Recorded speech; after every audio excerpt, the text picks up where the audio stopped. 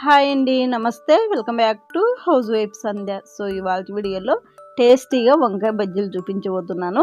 ఈ వంకాయ బజ్జీలు చాలా ఈజీగా చేసుకోవచ్చు. టేస్ట్ అయితే చాలా బాగుంటాయండి. ఎప్పుడు మనం బజ్జీ మిర్చిలతోనే కాకుండా ఇలా డిఫరెంట్గా వంకాయతో కూడా ఒకసారి ట్రై చేసి చూడండి, మీకు చాలా బాగా నచ్చుతాయి. సో మరి లేట్ చేయకుండా ఈ వంకాయతో బజ్జీలు ఎలా చేసుకోవాలనేది చూసేద్దాము. చూడండి, ఇక్కడ నేను 5 వంకాయలు తీసుకున్నాను. ఈ వంకాయలు కూడా లేత వంకాయలు ఉండాలి, ఎక్కువ విత్తనాలు లేకుండా ఇలా మనం ఒత్తుతే మెత్తగా ఇలా ఉండాలి వంకాయలు, అప్పుడే బజ్జీలు బాగుంటాయి. ఒక గిన్నెలోకి కొన్ని వాటర్ కూడా తీసుకొని ఈ వాటర్లోకి కొంచెం సాల్ట్ వేసి ఉంచుకోండి. ఈ వంకాయలు ఇప్పుడు 4 ముక్కలుగా కట్ చేసుకోవాలి. చిన్న సైజు వంకాయలు అయితే 4 ముక్కలుగా కట్ చేసుకోవాలి. వంకాయలు పెద్దగా ఉంటే 6 ముక్కలుగా కూడా కట్ చేసుకోవచ్చండి. మీరు వంకాయల సైజును బట్టి ఇలా కట్ చేసుకోవాలి. ఈ వంకాయ ముక్కలు ఎక్కువ లావు లేకుండా ఇలా కొంచెం సన్నగా ఉండేలాగా చూసుకోండి. లావు ఉంటే ఏమవుతుందంటే మనం బజ్జీలు వేసినప్పుడు పైన కలర్ వచ్చేస్తాయి, లోపల వంకాయ ఉడకదు. ఇలా కొంచెం చిన్న ముక్కలుగా కట్ చేసుకుంటే మనం ఆయిల్లో బజ్జీలు వేసినప్పుడు వంకాయ కూడా ఈజీగా ఉడికిపోతుంది.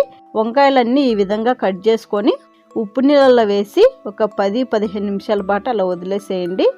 ఈ లోపల మనం పిండి కూడా కలుపుకుందాము. ఒక బౌల్ తీసుకొని ఇందులోకి 1 కప్పు శనగపిండి వేసుకోవాలి.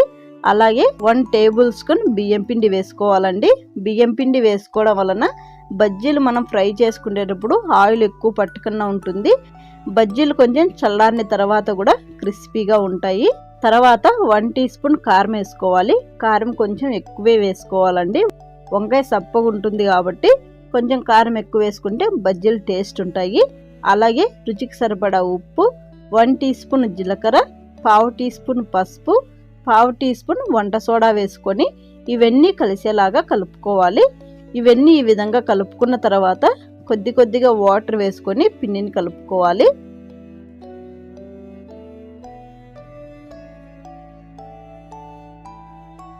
చూడండి, పిండిని ఈ విధంగా కలుపుకోవాలి. ఇక్కడ నేను చూపించిన విధానంగా పిండిని కలుపుకోవాలి.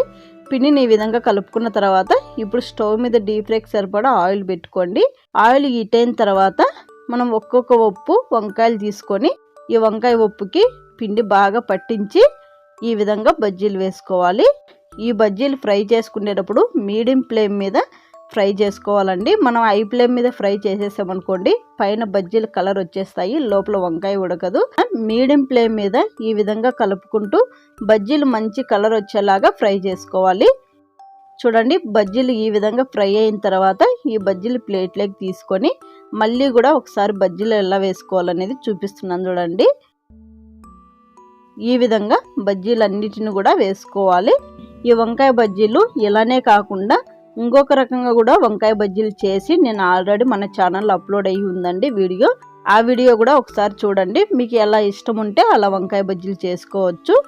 చూడండి, ఇవి కూడా ఇలా బాగా ఫ్రై అయిన తర్వాత ఇవి కూడా ప్లేట్లోకి తీసుకుంటే వేడిగా టేస్టీగా వంకాయ బజ్జీలు రెడీ అయిపోతాయండి. ఈ విధంగా వంకాయ బజ్జీలు చేసుకుంటే ఎన్ని తిన్నా కూడా తినాలనిపిస్తూనే ఉంటుందండి, అంత టేస్టీగా ఉంటాయి. సో ఈ వంకాయ బజ్జీలు మీకు నచ్చాయని అనుకుంటున్నాను. మీరు ట్రై చేసిన తర్వాత మీకు ఎలా వచ్చాయి అనేది నాకు కామెంట్ చేయండి.